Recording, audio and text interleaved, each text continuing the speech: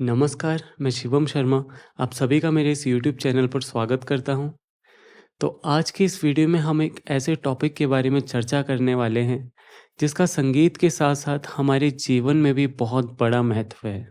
तो आइएगा कुछ उदाहरणों के साथ समझते हैं कि लय किसे कहते हैं। तो सबसे पहले हम उदाहरण लेते हैं समय का। तो आपने सेकंड की सुई तो देखी होगी, तो सेकंड की सुई में जो 1 सेकंड से लेके दूसरे सेकंड या दूसरे सेकंड से लेके तीसरे सेकंड के बीच का जो डिस्टेंस होता है, वो इक्वल होता है। कभी ऐसा नहीं होता कि वो जो सेकंड के बीच का गैप है, वो बढ़ जाए कि जैसे कल सेकंड्स के बीच का गैप कुछ और था, आज कुछ और है, परसों कुछ और है। ऐसा कभी नहीं होता। तो वो हमेशा इक्वल ही रहता है और उसी को हम कहते हैं लय।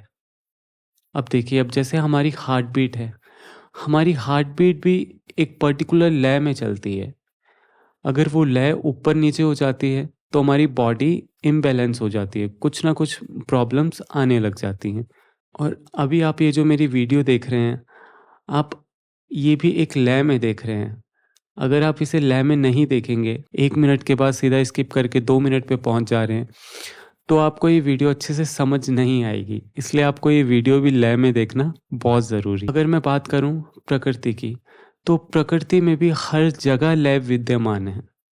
अब चाहे वो पेड़-पौधों में हो, या सूरज का उगना हो, या अस्त होना हो, या रोज़मर्रा की ज़िंदगी में अब जैसे हम फ़ैन चलाते हैं, फ़ैन में भी एक पर्टिकुलर लय है, उसी लय में चलता है। अब ये नहीं होता कि अभी हल्का-सा तेज़ चल रहा है, फिर एकदम से तेज़ हो जाएगा, फिर एकदम से कम हो जाएगा। वो तो कभी-कभी मतलब हो जाता है कि अगर वोल्टेज अप डाउन होती है, वो तो एक एक्सेप्शनल केस है, बट ऐसे नहीं होता है, राइट? तो ये तो थी लय की बात। अब आइएगा जानते हैं कि लय कितनी तरह की होती है।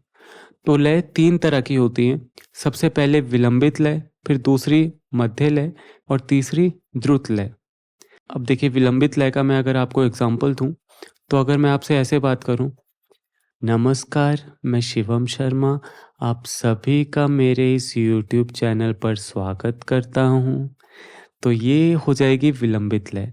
और ये जो मैं आपसे बात कर रहा हूँ, ये है मध्य लय। और अगर मैं आपसे ऐसे बात करूँ, नमस्कार, मैं शिवम शर्मा, आप सभी का मेरे इस यूट्यूब चैनल पर स्वागत करता हूँ, तो ये हो जाएगी द्रुत लय।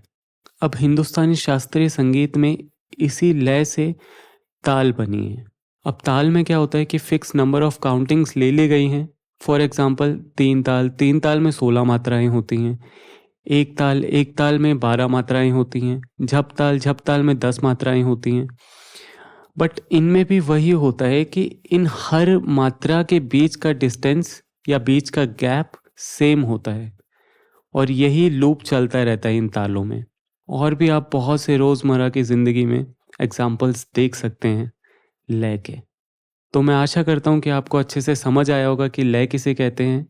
अगर आपको कोई चीज़ समझ नहीं आई है, तो आप नीचे कमेंट बॉक्स में लिख के पूछ सकते हैं। मैं अवश्य आपके सवाल का उत्तर दूँगा। तो इस वीडियो को भी आप ज़रूर लाइक कीजिएगा, कमेंट कीजिएगा, शेयर कीजिएगा और हाँ, मेरे चैनल को ज़रूर सब्सक्राइब कीजिएगा। तो मिलते हैं अगली वीडियो में, तब तक के लिए नमस्कार।